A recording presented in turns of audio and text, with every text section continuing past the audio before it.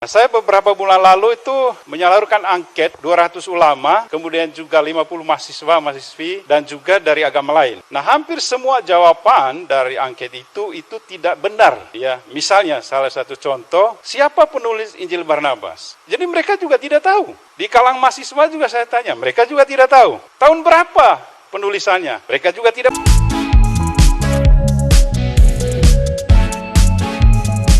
Salam sejuta fakta oleh Big Team.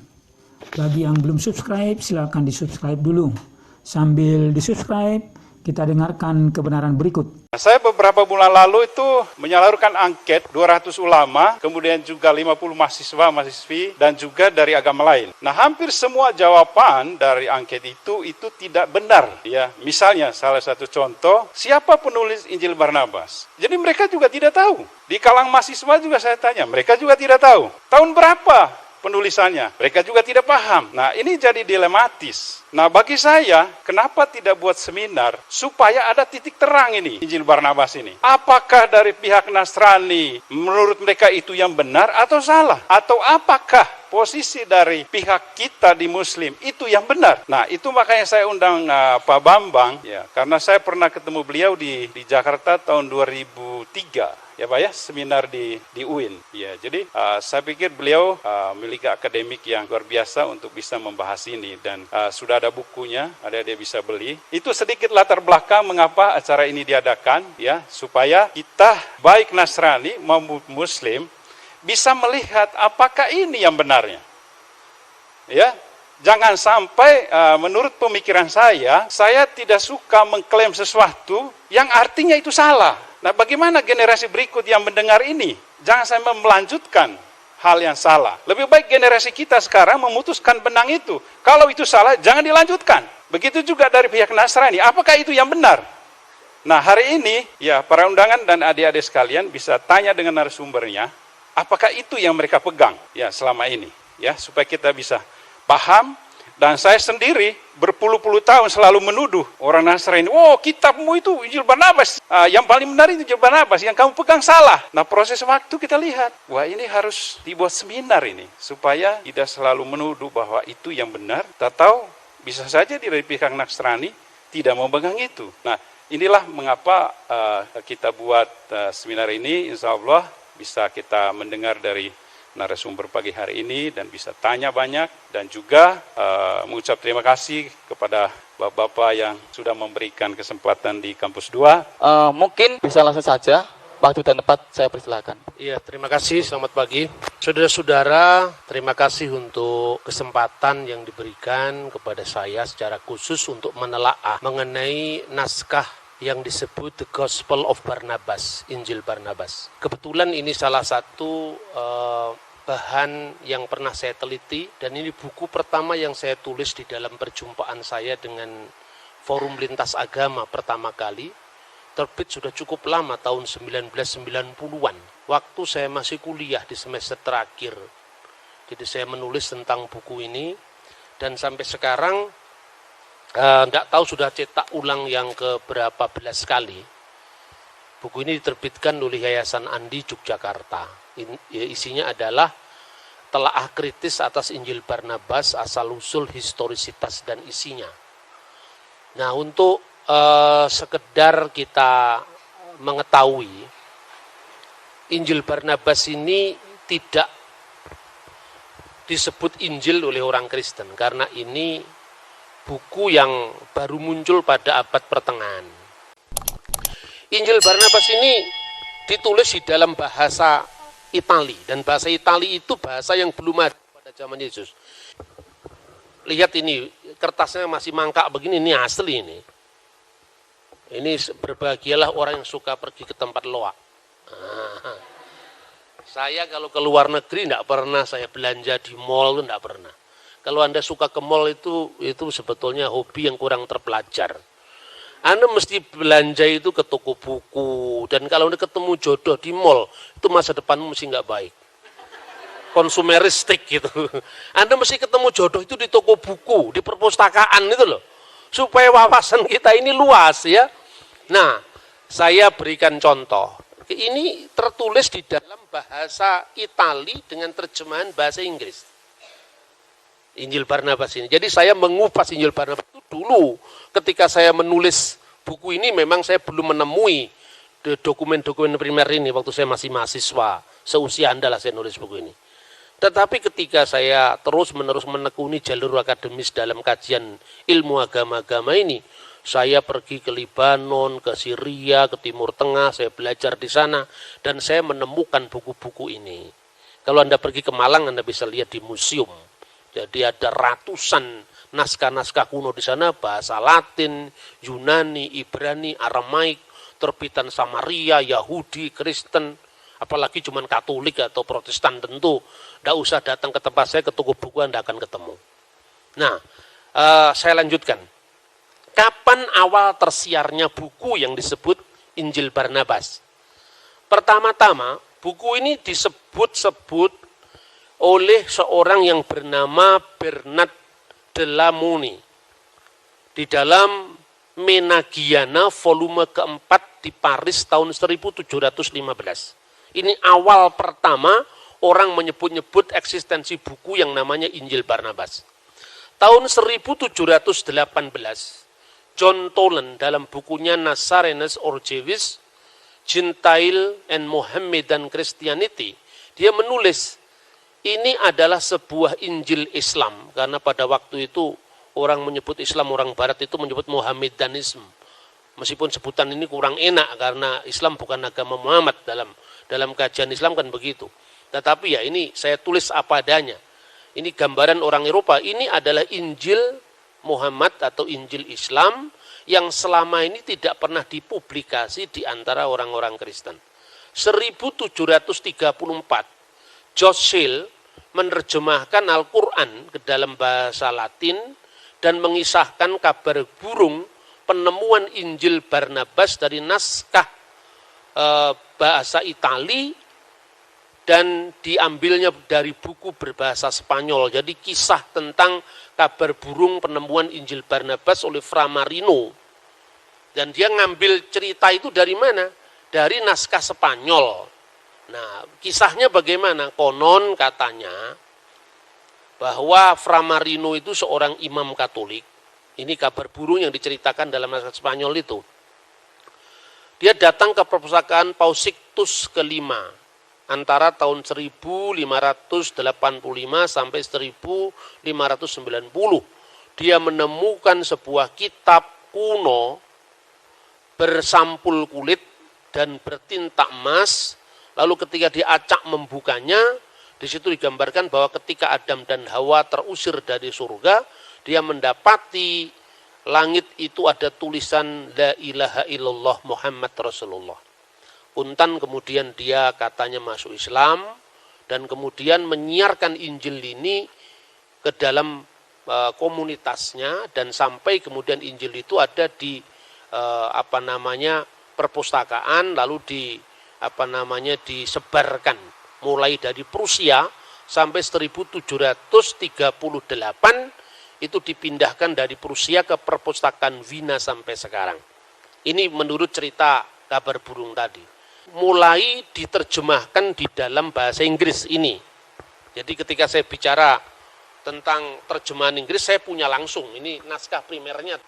Nah, yang siapa yang menerjemah? Penerjemahnya juga orang Kristen, bukan orang Muslim. Jadi orang Kristen tahu bahwa buku ini perlu diterjemahkan karena apa?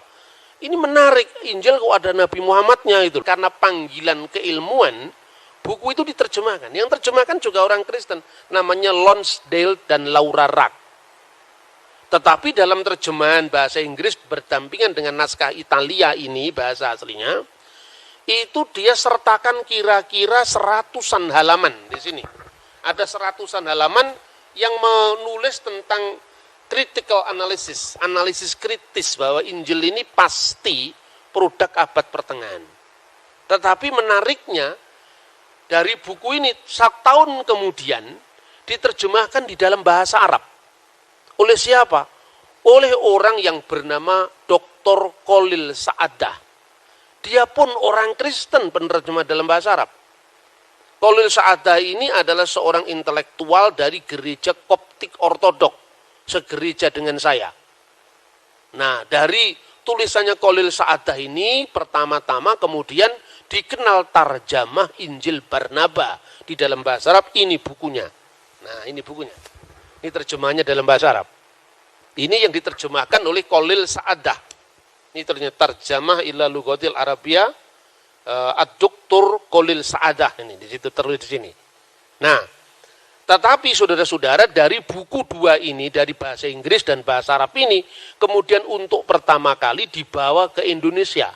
Oleh siapa? Profesor Dr. Ahmad Salabi.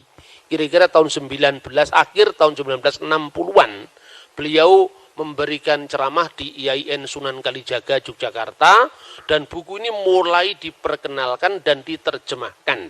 Penerjemahnya misalnya Bakhtiar Effendi, 2 jilid, terjemah Injil Barnaba di Bandung.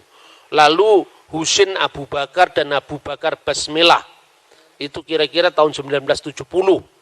Kemudian Rahnib M, diterjemahkan Bina Ilmu di Surabaya. Rahnib mengambil dari naskah bahasa Inggris, tetapi Abu Bakar Basmelah ngambil dari naskah bahasa Arab. Ya. Tetapi ironisnya apa? Ini harus saya katakan terus terang, jangan ada dusta di antara kita. Karena apa? Naskahnya yang meneliti tentang Injil Barnabas itu dibuang oleh penerjemah Indonesia. Dan itu sudah dimulai dari terbitan Aisyah Bawani Wakaf di Karachi 1978. Jadi telaah kritis yang membuktikan kepalsuan Injil Barnabas itu dibuang sama penerjemah. Teks Italinya dibuang, hanya tinggal bahasa Inggris, lalu telaah kritisnya dibuang. Seolah-olah Injil ini adalah Injil asli yang baru ditemukan. Nah, kalau tidak ada bahasa Italinya kan nggak kelihatan. Nah, itu yang terjadi. Kemudian dalam bahasa Indonesia pun juga begitu. Telaah kritis tadi dibuang di terjemahan bahasa Arab. Jadi sebetulnya ada nuansa ketidakjujuran juga ketika memperkenalkan buku ini di dalam bahasa Indonesia.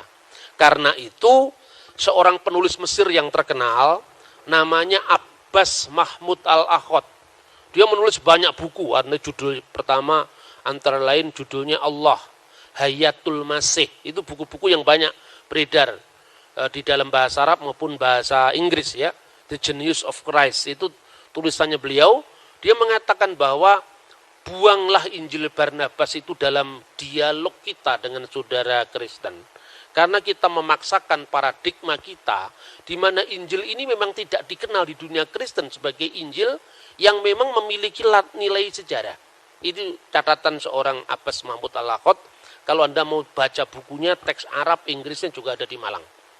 Kemudian yang kedua, Profesor Kiai Haji Dr. Andes Hasbullah Bakri. Beliau ini orang Indonesia yang nulis buku, banyak buku perbandingan agama. Dia mengatakan bahwa kemungkinan besar Injil Barnabas itu tidak ditulis oleh para Hawariyun, yaitu murid-murid Nabi Isa. Karena apa? Pada zaman itu bahasa Itali belum ada. Yang ada bahasa Latin, Ibrani atau Yunani.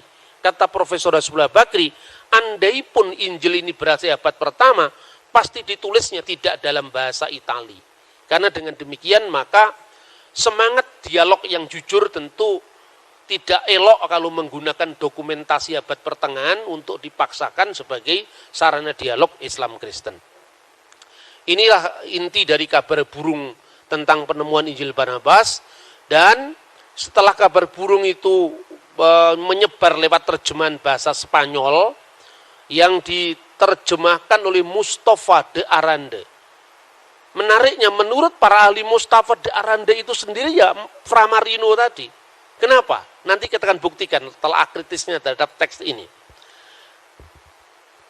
Kemudian, kenapa waktu itu kok muncul tulisan Injil Barnabas? Karena gereja Katolik waktu itu melakukan politik inkuisisi terhadap orang Islam dan orang Yahudi di Spanyol.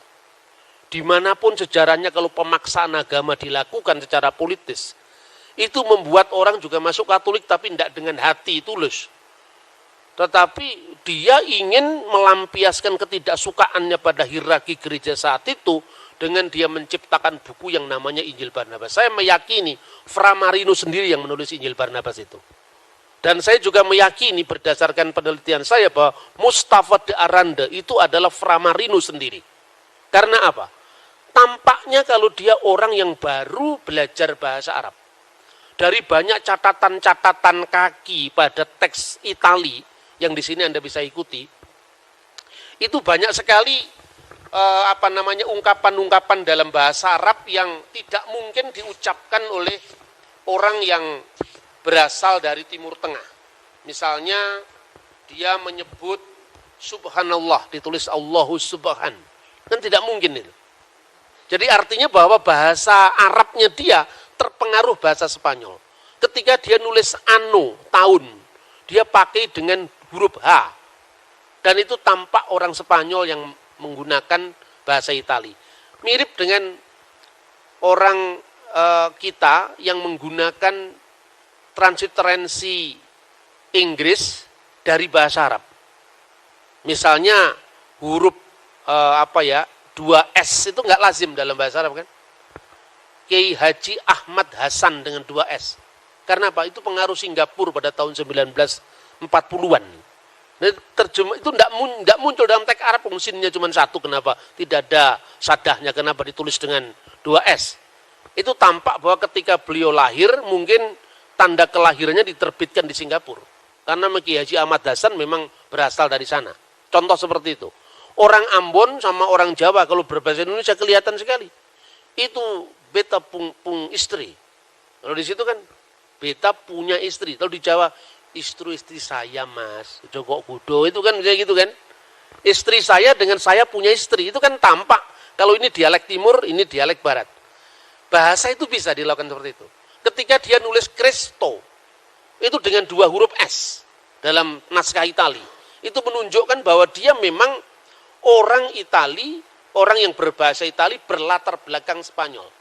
Dan orang Spanyol waktu itu yang dipaksa menjadi Katolik itu ada 2 marga. Marga Morisco dan marga Marino. Satunya Yahudi, satunya Islam.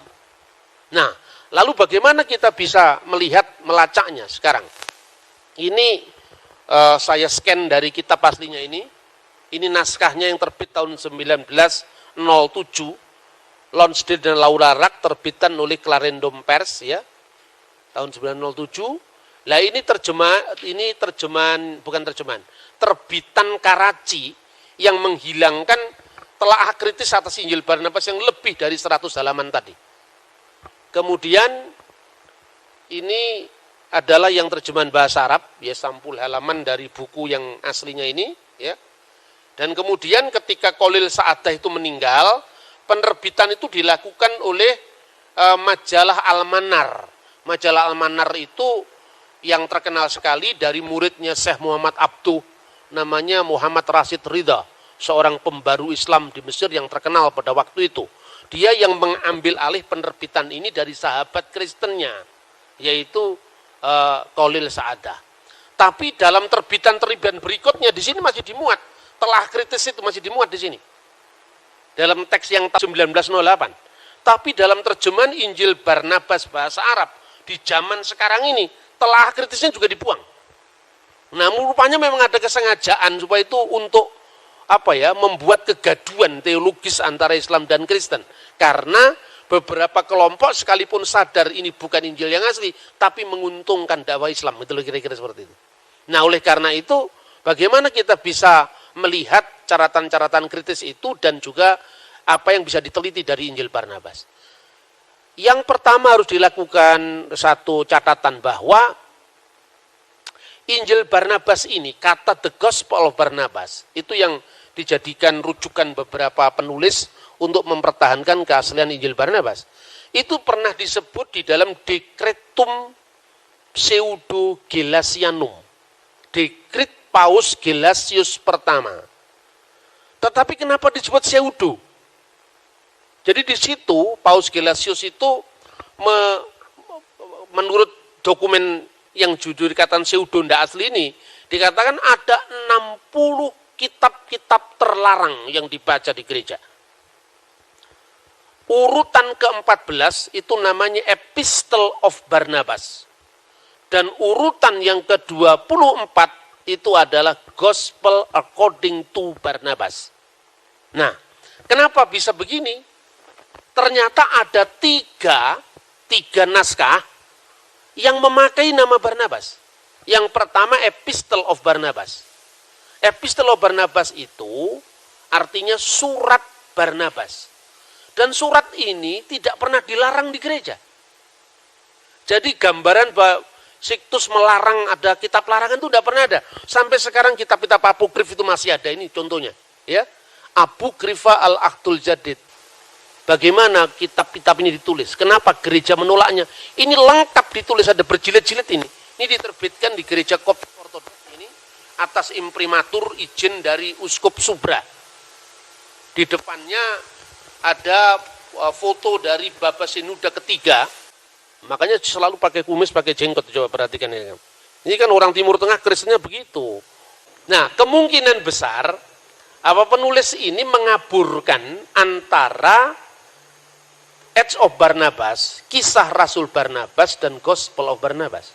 Tidak pernah ada rujukan, kalau gereja lama itu gini, kalau kitab-kitab itu pernah ada dan hilang, kutipannya minimum ada, misalnya The Gospel of Hebrew, itu kitabnya hilang. Tapi sejumlah kutipan itu ada dalam kutipannya bapak-bapak gereja yang mengatakan dulu pernah ada buku yang namanya The Gospel of Hebrew. Itu selalu ada. Ada ungkapan di Rasul Barnabas yang mengatakan di dalam peperangan pihak yang menang selalu akan menderita karena mereka dibebani dosa yang lebih banyak. Tetapi ungkapan seperti ini yang katanya ucapan Barnabas juga tidak ada dalam Injil Barnabas. Dan yang disebut Epistle of Barnabas, kitab surat Barnabas, itu dihargai oleh gereja. Sampai hari ini dianggap sebagai the Apostolic Fathers. Tulisan-tulisan yang berasal dari zaman murid Yesus, dari zaman para rasul, dan itu dianggap sebagai buku yang bermanfaat.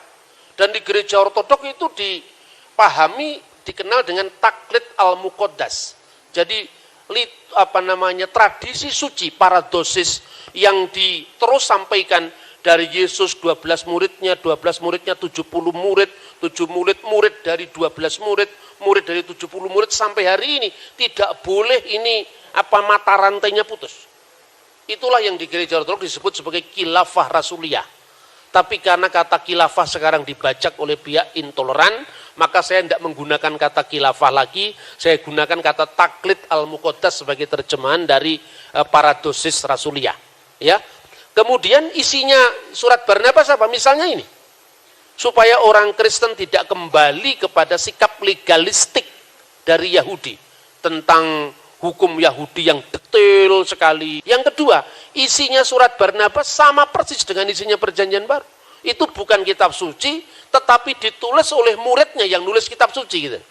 Karena itu dalam Kodeks Sinaiticus, Epistle of Barnabas itu dihormati, ditempatkan setelah kitab Wahyu sekalipun bukan kitab suci. Tapi dianggap sebagai punya wibawa setelah Perjanjian Baru. Sekalipun demikian, yang satu lagi, pengaburan dengan yang namanya kisah Rasul Barnabas, itu berasal dari abad ke-5. Itu sesungguhnya juga cerita yang tidak ditolak oleh gereja kuno. Karena apa? Karena di dalamnya itu ada cerita kematian syahid Rasul Barnabas di Siprus. Khususnya di pulau Siprus di kota Salamis. Dan ketika dia martir di sana, dia ditunggui oleh Rasul Petrus. Setelah orang-orang yang menganiaya Barnabas itu membakar mayatnya, tulang-tulangnya dibawa, diselamatkan di sebuah gua. Pada tahun 400 sekian zamannya Maharaja Zeno, ditemukan relikwi dari Rasul Barnabas itu, dan kemudian diterbitkan perangko di Siprus bahwa disinilah tempat peninggalan Rasul Barnabas. Itu dihormati sampai sekarang oleh gereja ortodoks. Oleh gereja Protestan kan nggak punya cerita semacam ini. Di gereja ortodoks kan dipelihara. Dan di dalam tulisan yang dinamakan kisah Barnabas itu ada catatan. Aslinya tertulis begini. Jenazah Rasul Barnabas diketemukan di Pulau Siprus dengan Injil Matius yang berada di atas dadanya. Berarti Barnabas tidak menulis Injil sendiri. Tapi Injil yang diwartakannya Injil menurut penuturan Matius. Tetapi dalam terjemahan bahasa Indonesia, kata Matiusnya dibuang. Seolah-olah bunyinya Barnabas meninggal di Pulau Siprus dengan kitab Injil karyanya di atas dadanya. Ini untuk meneguhkan bahwa seolah-olah Barnabas menulis Injil sendiri. Tapi serapat-rapatnya kita menyimpan hal yang salah, terbukti juga. Inilah naskah Injil Barnabas edisi bahasa aslinya Itali. Di atas tertulis, Vero Evangelio di Yesu Nazareto Chiamato Cristo. Inilah Injil yang benar dari Yesus yang disebut ya orang Nazaret yang disebut Kristo. Berarti di sini diakui Yesus adalah Kristo. Kristus itu adalah terjemahan Yunani dari bahasa Ibrani Hamasiah. Bahasa Arabnya Al-Masih. Karena kata sandang definite artikel al itu di depan kalau bahasa Arab, bahasa Ibraninya ha. Bahasa Arabnya a di belakang, Mesiha. Yesua Mesiha. Mesiha Dagala, jadi Al-Masih Ad-Dajjal misalnya. Itu dari Alkitab Pesita itu.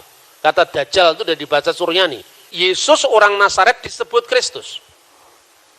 Tetapi di pasal 96 dikatakan Yesus bersumpah. Dan anehnya sumpahnya Yesus itu mirip sumpahnya Nabi Muhammad. Walladzi nafsi biyadihi. Demi dia yang diriku ada dalam genggaman tangannya. Ini tidak lazim di abad pertama. Ini sumpah yang muncul di dalam kitab hadis. Ya, zaman Yesus itu tidak ada sumpah seperti itu. Dia mengatakan demi jiwaku yang dalam genggaman tangannya, aku bukanlah Mesias. Padahal Mesias itu artinya sama dengan Kristus.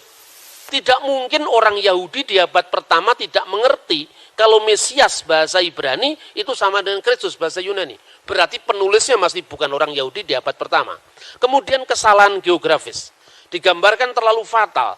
Pergilah Yesus ke Galilea, turunlah ke sebuah perahu untuk berlayar ke kota Nazaret. Bagaimana Nazaret dilayari? Karena itu kota perbukitan. Kalau Anda mengatakan berlayarlah orang ke Salatiga, pasti bukan orang Salatiga. Karena Salatiga itu kota tinggi. Kemudian turun dia ke Kapernaum, ya. Tidak mestinya turun ke Kapernaum, di situ naiklah dia ke Kapernaum, went up to Kapernaum.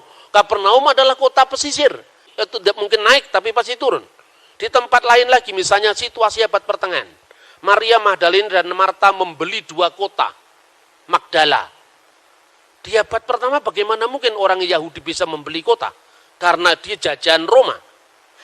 Ungkapan sepertinya yang muncul di abad pertengahan di era kapitalisme. Lalu yang kemudian digambarkan tong-tong yang berasal dari kayu untuk menyimpan anggur. Pada zaman Yesus, anggur disimpan di tempayan yang berasal dari tanah. Penyimpanan dari kayu itu muncul khas di Italia abad pertengahan. Yesus tidak dikhianati dengan 30 keping perak, tapi dengan 30 denarius yang terdiri dari 60 minute. Itu adalah mata uang Spanyol pada abad 14. Yesus berkata, marilah kita pergi ke Sinai, kita melaksanakan syariah puasa 40 hari.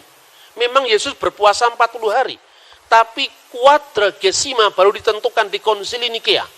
Meskipun sudah ada praktek, tapi praktek puasa 40 hari dalam bentuk kanonisasi itu tidak ada pada zaman Yesus. Kemudian yang lagi yang terakhir ini menjelaskan bahwa asal-usul Injil Barnabas. Barnabas mengatakan begini, bahwa tahun Yobel yang sekarang diperingati dengan 100 tahun. Tidak ada tahun Yobel yang diperingati 100 tahun dalam kitab Imamat, kitab Taurat. Tahun Yobel itu 50 tahun sekali. Kenapa 100 tahun? Karena Paus Bonavisius ke-8 tahun 1300 mengubah 50 menjadi 100. Maka 50 dijadikan 100. Lalu Paus berikutnya diubah jadi 50 kembali. Paus berikutnya lagi Clement mengubah jadi 25. Pada zaman Sixtus belum waktunya tahun Yobel, ingatan orang masih tahun 1300. Dia perayaan Yobel lakukan karena pengangkatan dia jadi paus. Itu yang kemudian dikritik oleh penulis ini, saking semangatnya mengkritik, dia lupa membaca Taurat bahwa pada kitab Taurat tahun Yobel itu bukan 100 tapi 50. Maka terminus perquem, tahun awal ditentukan Injil Barnabas, pasti setelah tahun 1300 secara khusus adalah zaman Paus Sixtus kelima, karena tampak dari bahasa Spanyol dan sebagainya, pemakaian bahasa Itali dengan 2 S ya, misalnya Barnaba Apostolo di Yesu Nazareto Chiamalo Kristor 2S itu tampak kalau itu orang abad pertengahan. Dengan demikian kesimpulannya, kenapa kita harus memakai buku yang sesungguhnya tidak memiliki nilai sejarah? Dan lebih-lebih saking semangatnya, Injil Barnabas itu tidak cocok dengan Al-Quran juga. Karena dalam Al-Quran, Al-Masih itu entah bagaimana dimaknai secara teologis, itu bukan urusan sejarah, itu urusan tafsir masing-masing agama. Al-Masih itu adalah gelar untuk Yesus. Ya, Innamal Masih Isa bin Maryam misalnya. Atau Ismuhul Masih Isa bin Maryam itu gelarnya Yesus. Entah bagaimana dipahami antara perbedaan Kristen dan Islam, tapi yang jelas kata Al-Masih dalam Al-Quran tidak pernah diterapkan untuk Nabi Muhammad. Tapi dalam Injil Barnabas, Nabi Muhammad disebut Al-Masih. Terus kemudian yang paling menarik, ada banyak tulisan Dante masuk ke situ. Dante Alighieri. Neraka dan surga ada 9 jumlahnya. Itu juga tidak cocok dengan Alkitab, juga nggak cocok dengan Al-Quran. Sekian dulu, terima kasih.